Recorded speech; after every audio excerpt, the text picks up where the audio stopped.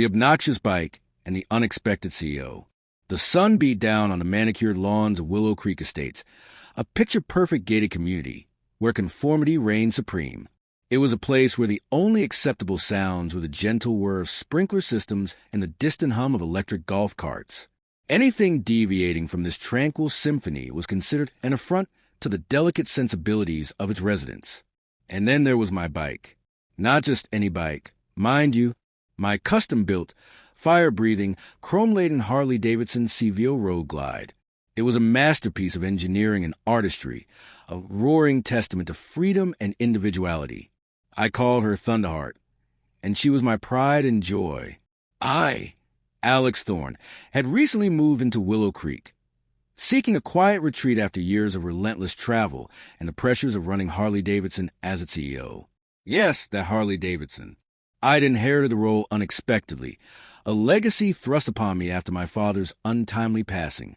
I'd poured my heart and soul into the company, pushing boundaries and innovating while preserving the iconic spirit of the brand. But the constant scrutiny, the endless meetings, the relentless demands, it had taken its toll. I needed a break, a place to recharge, a semblance of normalcy. Willow Creek, with its pristine lawns and air of serene detachment, seemed like the perfect antidote. I'd bought a secluded property at the far end of the development, a modern architectural marvel with a sprawling garage that could comfortably house my collection of vintage and custom motorcycles. Thunderheart, of course, took pride of place. The trouble started almost immediately.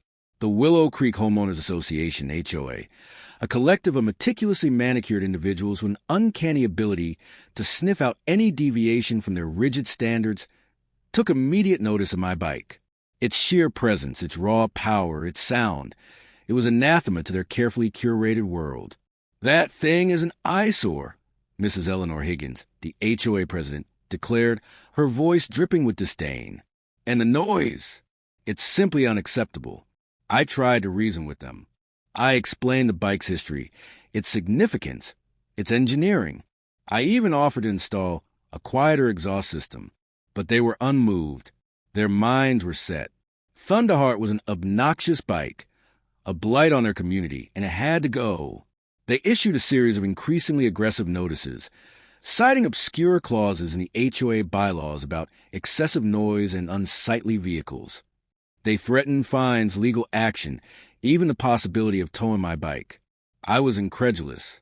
I'd lived in cities where motorcycles were a common sight, even celebrated. But Willow Creek was a different beast altogether. It was a place where conformity was prized above all else, where individuality was seen as a threat. I decided to fight back. I wasn't going to let a bunch of petty bureaucrats dictate what I could and couldn't do with my own property. I consulted with my legal team, who assured me that the HOA's actions were likely overstepping their bounds. But the HOA was relentless.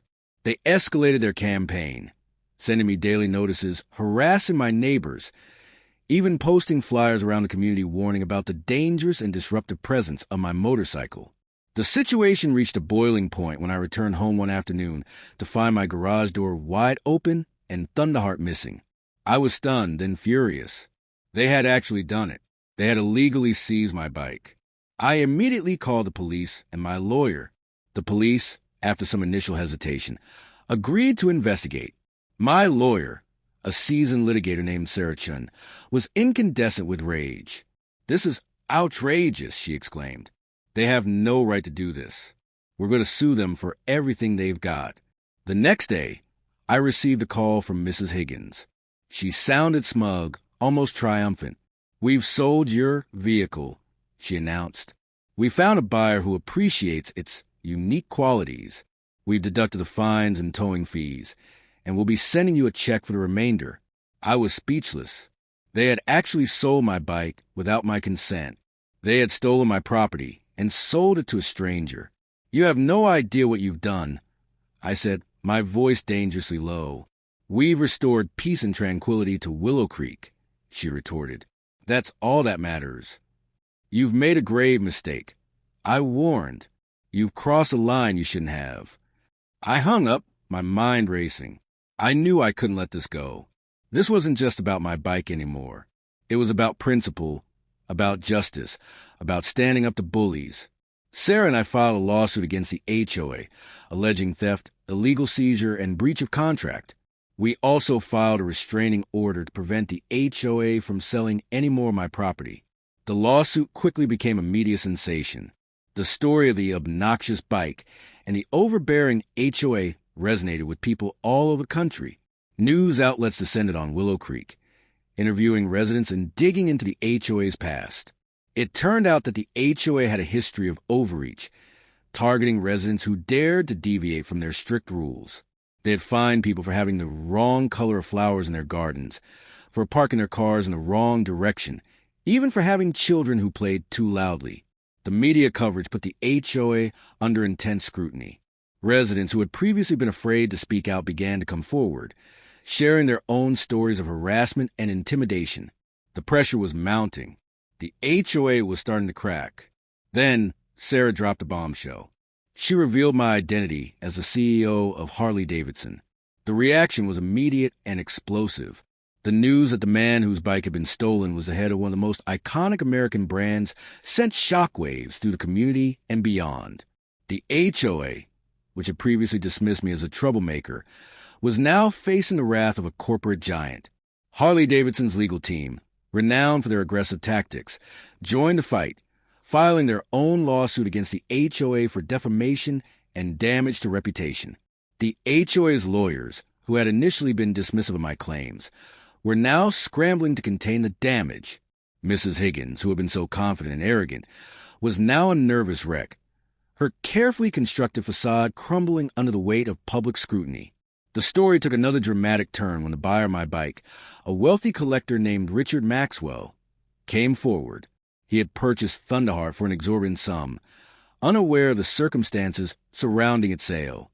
When he learned that the bike had been stolen, he was appalled. He immediately agreed to return it to me, refusing to accept any payment. "I wouldn't want to own something that was taken from someone unjustly," he said. "Besides, I'm a Harley enthusiast myself. I understand the sentimental value of these machines." Thunderheart was returned to me, gleaming and powerful, a symbol of my victory. The media was there to capture the moment. The image of me riding my bike out of Willow Creek, a defiant gesture against the forces of conformity. The lawsuit against the HOA continued, but the outcome was never in doubt. The HOA was forced to settle, paying a substantial sum in damages and issuing a public apology. They also agreed to revise their bylaws to ensure that residents' rights were protected. The residents of Willow Creek, who had initially been divided, were now united in their opposition to the HOA's overreach. They voted to remove Mrs. Higgins and her cronies from their positions, electing a new board committed to transparency and fairness. The obnoxious bike had become a symbol of resistance, a reminder that even in the most conformist communities, individuality and freedom could prevail. As for me, I learned a valuable lesson about the importance of standing up for what you believe in, even when the odds seem stacked against you. I also learned that even the most pristine and tranquil communities can harbor hidden currents of pettiness and intolerance. I continue to live in Willow Creek, but on my own terms. I rode Thunderheart whenever I pleased, the roar of its engine a defiant symphony against the silence of conformity. I even started a motorcycle club for the residents, a group of rebels who dared to embrace the open road. The story of the obnoxious bike became a legend in Willow Creek, a tale told and retold, a reminder that even the most powerful institutions can be brought down by the courage of one individual and the roar of a Harley-Davidson.